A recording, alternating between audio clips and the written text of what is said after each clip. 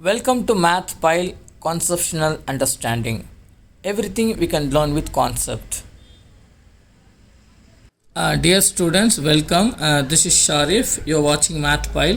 We are continuing the first chapter, real numbers. Theorems we are seeing. First theorem we have already seen, fundamental theorem of arithmetic. The next theorem, which is in new book, it is mentioned theorem 1, and in old book theorem 1.3. Let P be a prime number. If P divides A square, then P divides A, where A is any positive integer. Okay, this we are going to do for it. Okay, let us move on. And this theorem, it is very important, and without this theorem we cannot prove irrationality. Okay, let us start. So if P be a prime number, if P divides A square, then P divides A, where A is any positive integer. So let us take, let A is any positive integer. A we can take it as P1, P2, P3, so on up to Pn. Okay, and where P1, P2, P3 up to Pn are prime numbers, because we are using the prime factors only, or prime numbers,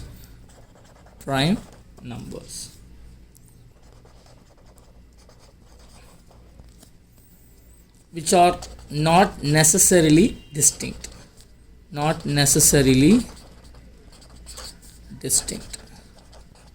So what is the meaning of necessarily, not necessarily distinct? Which is need not to be different. Not necessarily distinct means different. Not necessarily distinct means which is not needed for any different number. Sometimes it may come with the same prime number also. Okay, right. So we come to the point now. A square, which is equal to, they have already given P divides A square.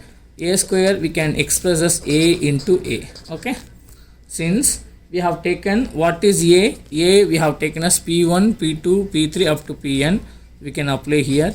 So P1, P2, P3 up to Pn into the same thing, because we are multiplying the same number only, P1, P2, P3 up to Pn. Okay, so now what is given?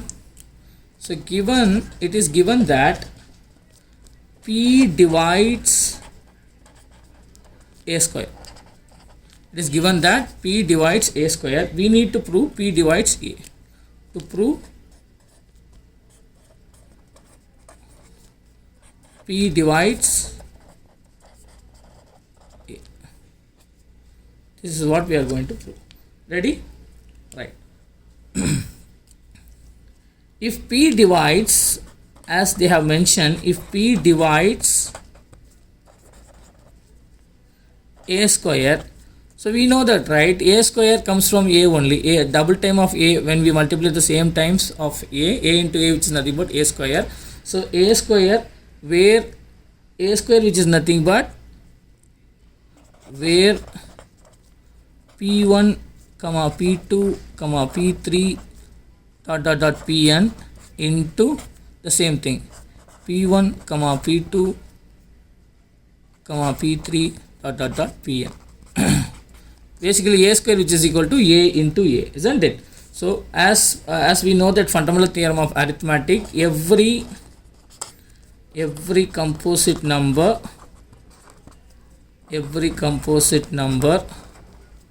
can be expressed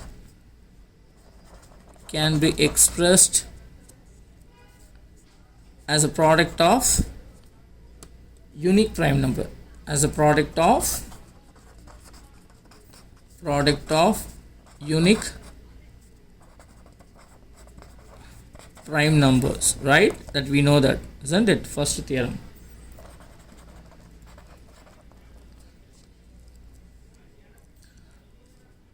Since kindly notice the very important point is that P1, P2, P3 up to Pn, which is there in a square also, a square which is nothing but a into a. So these all the factors are located in a also and a square also. You can see that a we have taken as p1, p2, p3 up to pn. The same thing two times we have multiplied, right? The same thing we multiplied twice. So we understand that one of the factors of a and a square are same. Okay, one of the factors of a and a squares are same. So since p is one of the factors, p means any prime number, p is one of the factors of a and a square.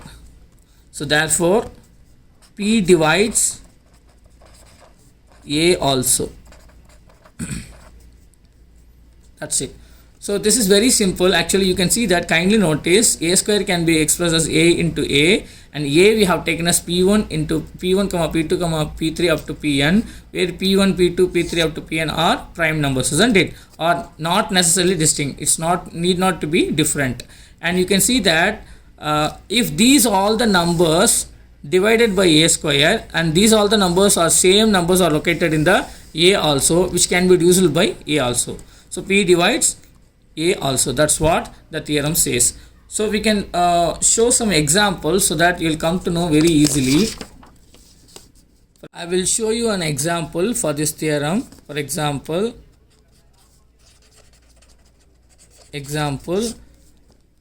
we can take a square which is equal to 36, because a which is nothing but 6, a square which is nothing but 36. We can take this example. P be any prime number. For example, p is equal to 2 I have taken. 3 is prime number, right? That we know that, right? According to the given theorem, what they have said, p divides a square, right? P divides a square, isn't it? P divides a square which is nothing but 36, a square which is nothing but 36 divided by p which is nothing but 2, which is equal to 18. That is proved. P divides a square, that is proved, that is given already. So now we are going to do p divides a also, right? That we have already proved. We are going to see the example now. P divides a also, right? We know that p square, a square which is nothing but 36. What is a? A which is nothing but root of 36, which is nothing but plus or minus 6. Okay, so a can be a which is equal to plus or minus 6, right? So a divided by p which is equal to what? A which is nothing but, let us take positive 6. 6 divided by p which is equal to 2. 6 by 2 which is equal to 3. You can see that p divides a square also and p divides a also. So p divides a also and p divides a square also. Look at it very very carefully. A by p which is equal to a which is nothing but 6. 6 by 2 which is equal to 3. Since 2 is the prime number which is divisible by 6 also, 36 also. 36 is nothing but a square divided by 2 which is nothing but 18, and a which is nothing but 6 by 2 which is equal to 3.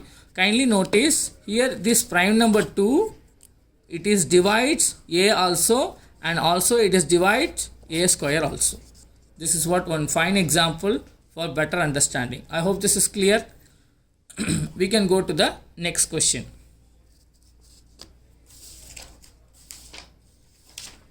We can go for the next question. Prove that root 5 is irrational. Okay, this is a very important question. Most of the public exams they'll ask root 2, root 5, root 7 and all that in the 3-mark question. We can prove by using the above theorem we have done. Okay, prove that root 5 is irrational. We cannot directly prove by irrational. Let us assume by using contrary only we can prove. Let us assume root 5 is a rational number. Root 5 is a rational number. So let us take p by q which is nothing but root 5, where condition where p and q are integers, q not equal to 0. Also p and q are co-primes. So co-prime numbers we have already seen in the previous lessons. What are co-prime numbers? Co-prime numbers are the numbers which they don't have any common factors other than 1.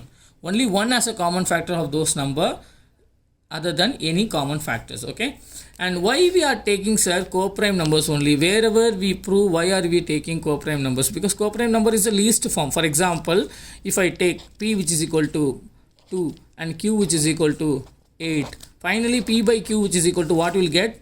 P by q which is equal to 2 by 8. When we simplify, we'll get 1 by 4 only. Okay, if I take p which is equal to minus 3 and q which is equal to minus 6, when I simplify, p by q which is equal to minus 3 by minus 6, when we cancel, we'll get 1 by 2 only, which is co-prime. Finally, whatever the number we'll take, we'll end up with co-prime numbers only, which is why we consider co-prime numbers. Okay, right, p by q which is equal to root 5, where p and q are co-primes and p and q are integers, q not equal to 0. Okay. Right, so now go to the main questions. P by q which is equal to root 5 we have considered. Right, so now I'm just transposing this root 5 to the denominator, and this q, when it go to that, will become numerator. So p by root 5 which is nothing but q we can take. Correct. So now next I am going to do squaring on both sides. Squaring on both sides. So when we square on both sides, p into p, p square divided by root 5 into root 5, 5 which is equal to q square. Correct. This I'll take it as a first equation. Right. Since you can see that 5 divides p square. Here 5 divides p square and 5 divides p also by theorem 1 or 1.3. In the new book it is first theorem, in the old book it is 1.3. Just before we proved, right, theorem, that theorem we proved for this irrationality proof only. Okay, so p square divided by 5 which is equal to q square. You can see that we have taken p by q which is equal to root 5, and we I just transpose this q to that side, and this root 5 to this side, it will become p by root 5 which is equal to q. Squaring on both sides, so p square divided by root 5 into root 5 which is nothing but 5 which is equal to q square. I hope this is clear. So now you can see that this 5 is dividing, p square. Since 5 divides p square, 5 divides p also. We have proved previous theorem. Okay, right. So now you can see that 5 divides p square and 5 divides p also. So p by 5 which is equal to some constant will get, because we have taken p and q are letters only, no. So p by 5 when we divide, we'll get some constant. Let c be any constant. Okay, so p by 5 which is equal to c, p which is equal to 5c. Okay, and this p which is equal to 5c, I'm going to substitute in this equation, first equation. Substitute p which is equal to 5c in equation 1. Okay, what will happen? Let's see.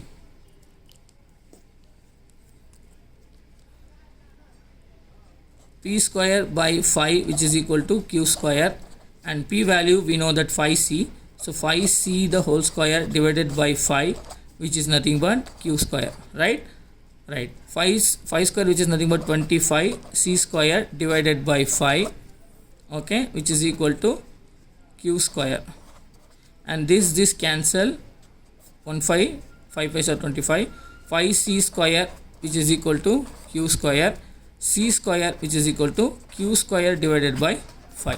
You can see that very carefully. Here 5 divides q square, here 5 divides q square, and 5 divides q also. Okay, so here 5 divides q square, 5 divides q also, and similarly this 5 divides p square and 5 divides p also, right? So it clearly shows that 5 is the common factor of p and q. Actually, we have taken p and q are co-prime number, which they don't have any other common factor other than 1. But here we got phi is a common factor of both p and q, which contradict our assumption, which is opposite our assumption, right? Which contradict our assumption that p and q are co-primes. Hence, root phi is irrational. Our assumption is wrong. Our assumption is wrong. We have taken our assumption as p by q as a co-prime number, but we proved p and q are the common factors of phi, which contradict our assumption, isn't it or not? Which is why we are not able to prove root phi is rational, so it contradicts our assumption. So hence root phi is irrational. Proved. Any doubt in this? If you have any further doubt in this question, please leave a comment in the comment section.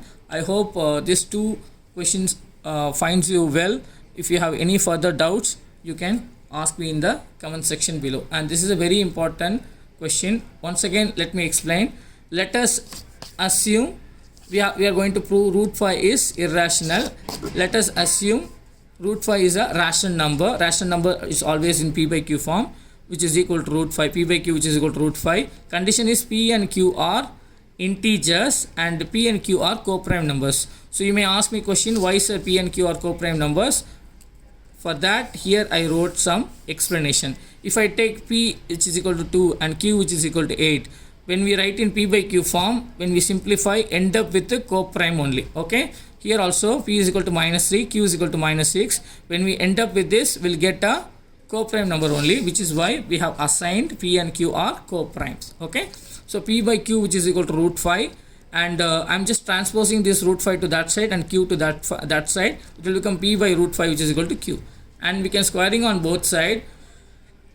P square divided by root phi into root phi, which is equal to q square. And here you can kindly note, phi divides p square. Phi divides p square. If phi divides p square, phi divides p also by theorem 1.3 or theorem 1 just before we have seen. So p by phi divides p also. P by phi, which is equal to, will get some constant. Let us assign c as any constant. P, which is equal to, when we transpose this phi to that side, will become p, which is equal to phi c. And this p is equal to phi c, I am substituting in the equation 1, which we have assigned. So p square by phi, which is equal to q square. P, which is equal to phi c, that we can apply. Phi c square by phi, which is equal to q square. Phi c square, which is nothing but 25c square divided by phi, which is equal to q square. So phi c square, which is equal to q square. C square, which is equal to q square divided by phi. Here clearly we can understand this phi divides q square also. If phi divides q square, phi divides q also. So but it clearly shows that phi is the common factor of p and q, because this phi is the number which divides p also, q also, which means phi is the common factor of p and q, isn't it? So it clearly shows phi is the common factor of p and q, which contradict our assumption. Our assumption, we have take p and q are co-prime, which there is no common factor other than 1. But phi here is a common factor of both. So our assumption that which is contradict our assumption that p and q are co-prime. Okay, our assumption is wrong. Hence root phi is irrational. Okay, we are not able to prove root phi is a rational number. Our contradiction is our assumption is wrong, which contradict our assumption. Okay, which is why we are not able to prove root phi is irrational. Okay, I hope this is clear, first question and second question. Hope you like this video. If you have any further doubts, please comment in the comment section. If you like this channel, please do subscribe, share, comment and like. It will be a huge motivation for me. Thank you so much. We'll continue by tomorrow. I hope this is clear. If you have any doubts, please mention in the comment section so that I can clarify you.